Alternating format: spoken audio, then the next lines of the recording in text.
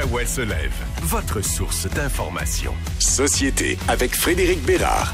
C'est l'heure d'aller retrouver la rockstar de l'émission. J'ai nommé Maître Frédéric Bérard. Comment ça va, mon Fred? Hey, je suis tellement content. Oui, bon, tant mieux. Hein? Écoute, Voltaire disait, oui, j'ai choisi le bonheur parce que c'est bon pour la santé. Ben, tu vois, fait que quand on choisit le bonheur, généralement, on devrait être en santé. Oui, c'est ça. Le généralement est important ici quand même. J'ai modifié la citation un peu, là, mais c'est pas toujours vrai, tu sais. Je veux toujours compter sur toi pour être pragmatique, le pragmatique des deux. Mais non, mais blague à part, je suis heureux, parce que là, il y a une fasciste de plus en prison.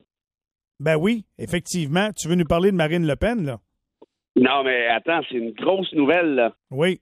T'as vu ce qui s'est passé? Hein, pas besoin de revenir là-dessus dans le détail, là, tout le monde est au courant, mais avec Donald aux États-Unis, hein, t'as vu tout le niaisage, condamné pour viol, les émeutes du Capitole, il est parti avec les documents secrets de la Maison-Blanche, il a essayé de trafiquer l'élection en Georgie. C'est pas des petites affaires, là. L'immunité présidentielle. Ben là, il est président.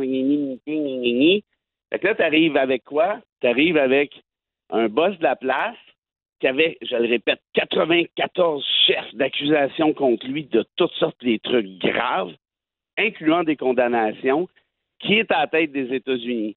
Qu'est-ce qu'il fait depuis qu'il est à la tête des États-Unis? Il fait ce qu'il veut. Pourquoi? Mais la loi ne s'applique pas à moi. En parlant encore la semaine passée, tu t'en rappelles? Mm-hmm. Comment ça? Une ordonnance du tribunal pour m'empêcher de déporter. Caille au diable, le tribunal, c'est moi qui décide.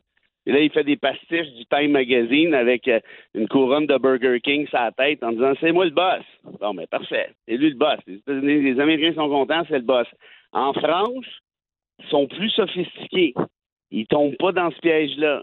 Hier, pour ceux et celles qui ont manqué ça, la Cour de justice française est allée, écoute, c'est quelque chose, là, est allée condamner formellement Marine Le Pen du Rassemblement national à 4 ans de prison, dont 2 ans ferme. Ça veut dire, regarde, tu t'assois le popotin là, puis tu bouges pas d'ici 2 ans, et après on verra. C'est exceptionnel, hein? C'est malade. Non, pense-y, parce que là, Le Pen était première dans les sondages, avec quand même une marge pas pire, et plus que ça, 5 ans d'inéligibilité. Tu peux pas te présenter aux élections présidentielles de 2027, oublie ça. Ça, c'est un pays qui se tient debout.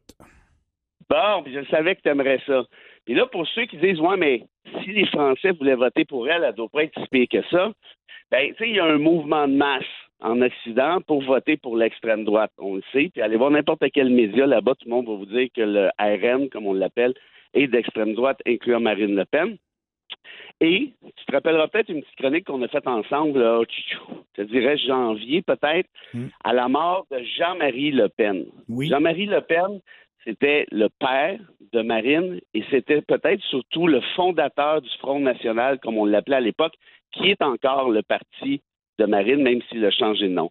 Jean-Marie Le Pen avait été emprisonné et avait été condamné pour avoir indiqué des chants nazis.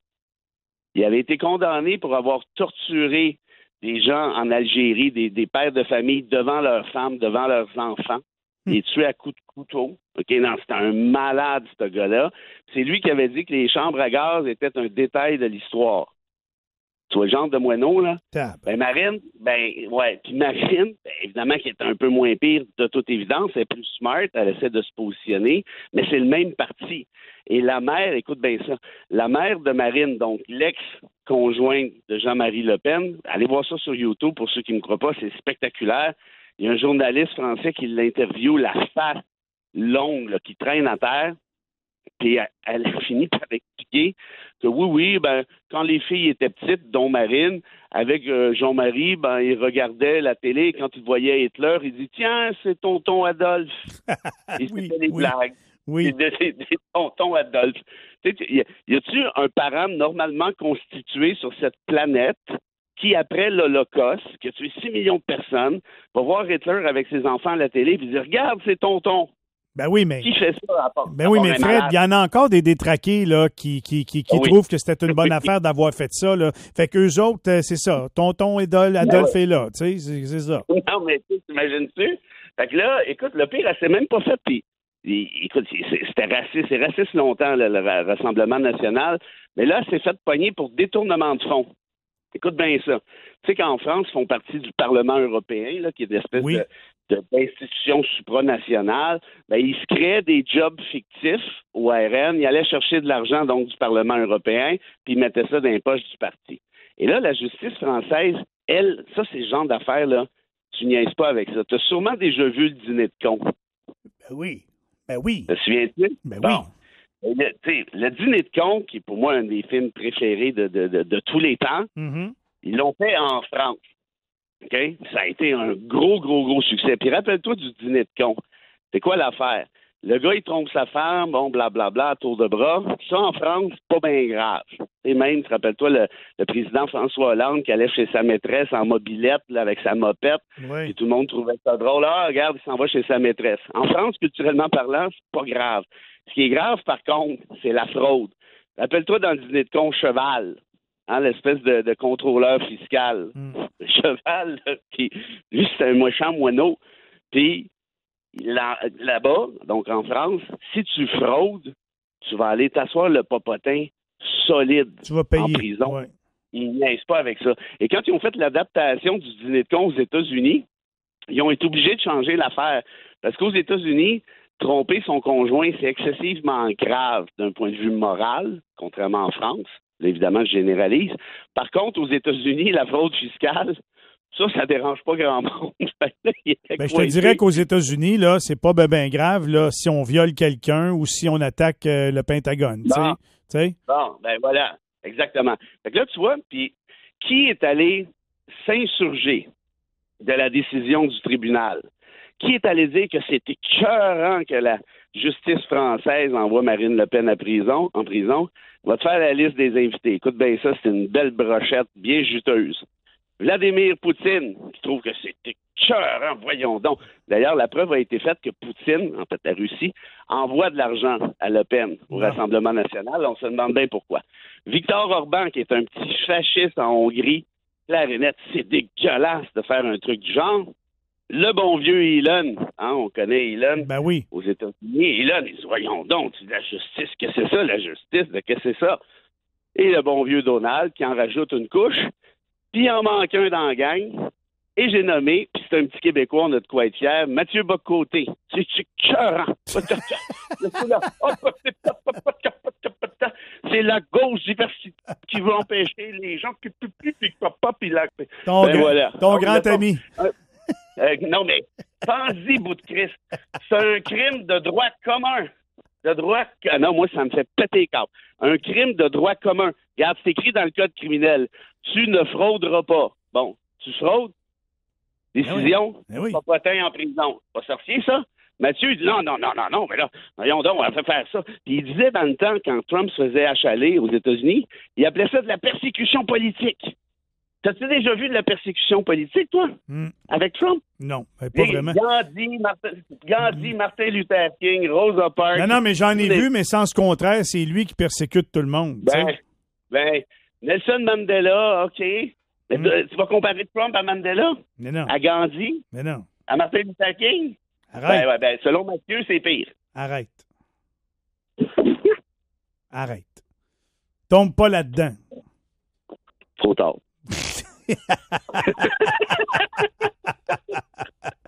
Fait que le portrait est clair, c'est que la morale de toute cette histoire, c'est qu'en France, la justice a mis ses culottes, puis aux États-Unis, la justice se dégonfle. Puis moi même aller une petite coche plus loin, parce que là, il y en a qui m'écoutent, ils disent, OK, ben c'est bien beau tout ça, là, mais moi, je suis pas en France, je suis pas aux États-Unis. C'est vrai. Mais morale de l'histoire, c'est quoi? Si vous voulez avoir une démocratie qui a de l'allure, il faut que la démocratie soit basée sur un état de droit qui a de l'allure. Hein? Puis pour qu'un état de droit ait de l'allure, il faut laisser de la place au pouvoir judiciaire qui fasse sa job. Et ça veut dire qu'il n'y a personne qui est au-dessus des lois, incluant nos politiciens. Tu commets un crime, voici la sanction, que ce soit toi qui sois élu chef de X, Y, Z, ou que ce soit Monsieur X qui travaille dans une shop, ou qui travaille dans un bureau, ça n'a pas d'importance. tout le monde est égaux devant la loi. Parce que si tu commences à faire des exceptions comme ils ont fait aux États-Unis, ben regarde l'espèce de merdier sans nom dans lequel on se trouve après. Oui, carrément. C'est une très bonne réflexion ce matin, encore une fois, mon Fred. As-tu une petite citation ou si tu nous l'as faite en début de chronique? Non, on va te la faire vite. Juste pour te rappeler, par contre, que le concours de l'étranger... Oui. Hey, comment ça va, d'ailleurs, l'inscription et tout ça?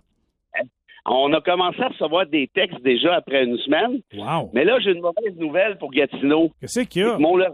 Mont-Laurier, qui est 10 fois plus petit que vous autres, a envoyé plus de textes que Gatineau déjà. Oui, mais c'est pas pareil. T'es le maire de la ville, là-bas. C'est pas pareil. Même pas le maire. Qu'est-ce que tu fais là? Tu penses que ça va assez mal de même? Ils n'ont pas besoin de moi comme maire. Mais tout ça pour te dire que les profs de Gatineau, que ce soyez au secondaire, au cégep, il y a 3 bourses par palier, des belles bourses, c'est le fun. Allez voir sur le site www.frédéricbérard.com. Vous avez toutes les règles du concours. Incitez vos jeunes. Le thème de cette année, c'est comment lutter contre la désinformation. On a besoin de vous autres. Puis autre mauvaise nouvelle pour Gatineau, Mont-Laurier a donné un petit peu plus d'argent que vous autres jusqu'à maintenant. Pas beaucoup. Vous avez le temps de les ramasser. Mais bon. Alors. Bon. Message est passé. S'il vous plaît, la gang, on se remue.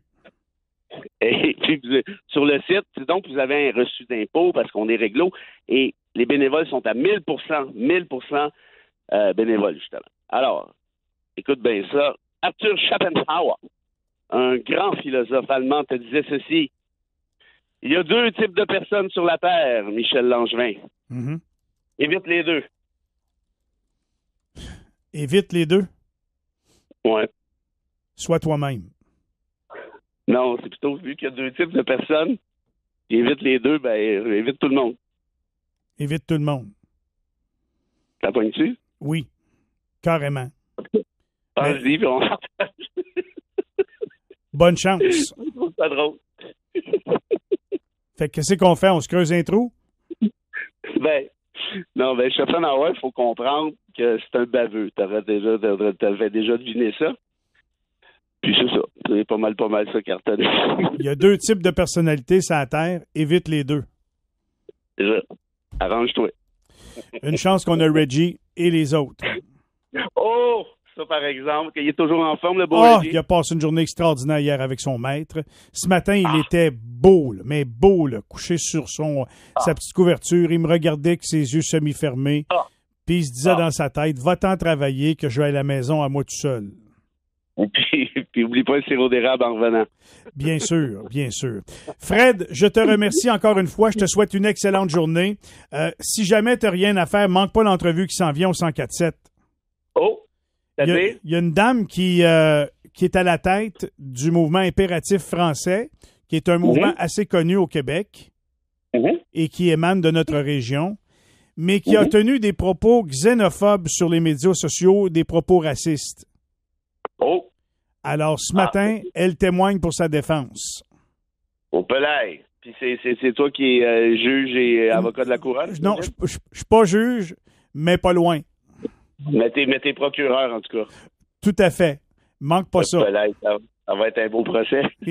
Pauvre madame. On va toujours bien l'écouter. On va toujours bien entendre ce qu'elle a à dire.